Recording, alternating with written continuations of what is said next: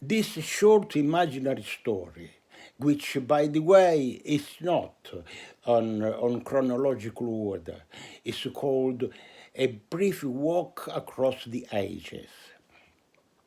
It was the year 476 AD. The Western Roman Empire came officially to an end. The barbarians were in control of Western Europe. It was the beginning of the Dark Ages.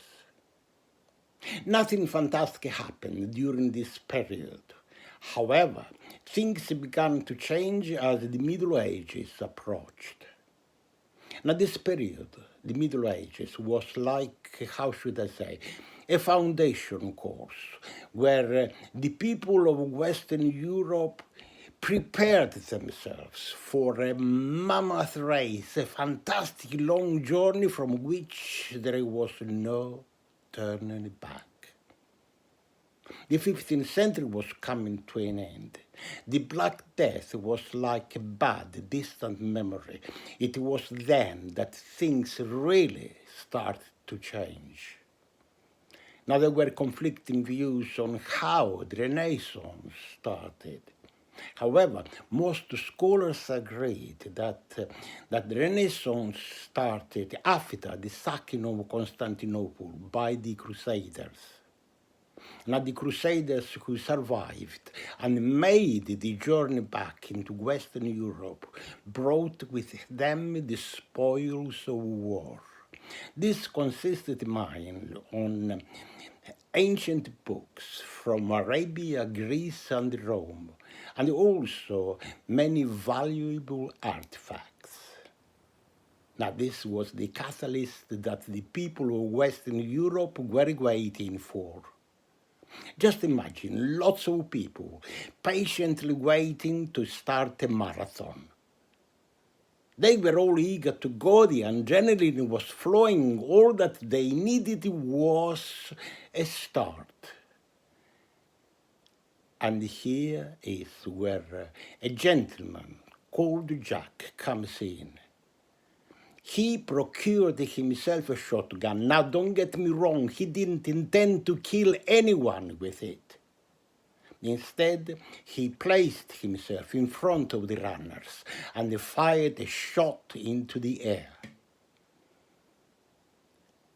Jack could not believe that the imaginary race he had just started would spread across Western Europe like wildfire.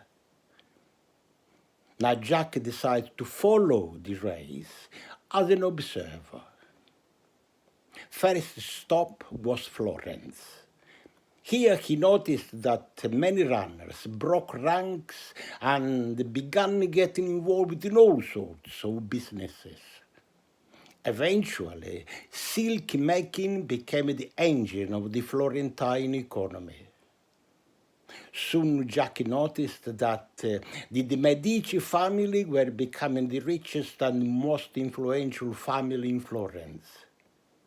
Little could Jack know that this family, the Medici, were going to dominate and rule the city for many years to come.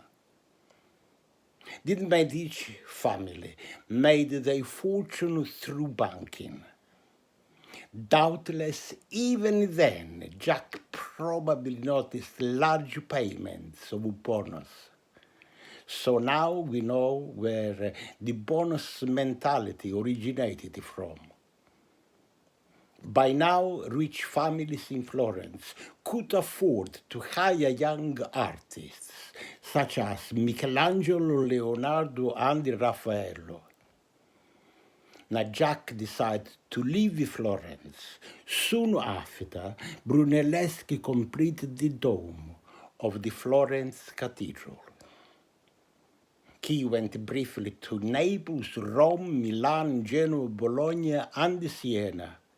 He found out that similar things were happening all over the places. Now, in Pisa, Jack was there when Galileo was put under house arrest simply for coming to the same conclusion as Nicholas Copernicus did before him. and that was that the Earth was not at the center of the universe. Now in Venice, Jack noticed that the Venetians had the largest merchant fleet in Europe. They could now trade their goods all around the known world, especially the East. Looking at the San Marcos Cathedral from the square, Jack could admire the 4 splendid bronze horses taken by the Venetians from sacked Constantinople.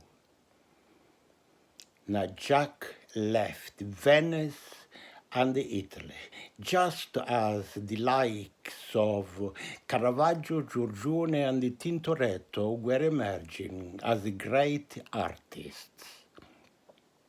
He went into Germany when, in 1455, Jack witnessed the printing of the first book by Johannes Gutenberg. Obviously, as we all know, the first printed book was the Bible. He then moved on to Spain, where he saw the triumphant return of Columbus after discovering America. Now, Jack was there when the Spanish Inquisition started under Isabel of Castile. Now, amazingly, the Inquisition dragged on until 1834. Jack then moved on to nearby France, where humanism was spreading rapidly. Now, humanism consisted on ethics, grammar, poetry, politics, rhetorics, and also the translation of Arabic and Greek into Latin. Finally, Jack made the leap across the Channel into England.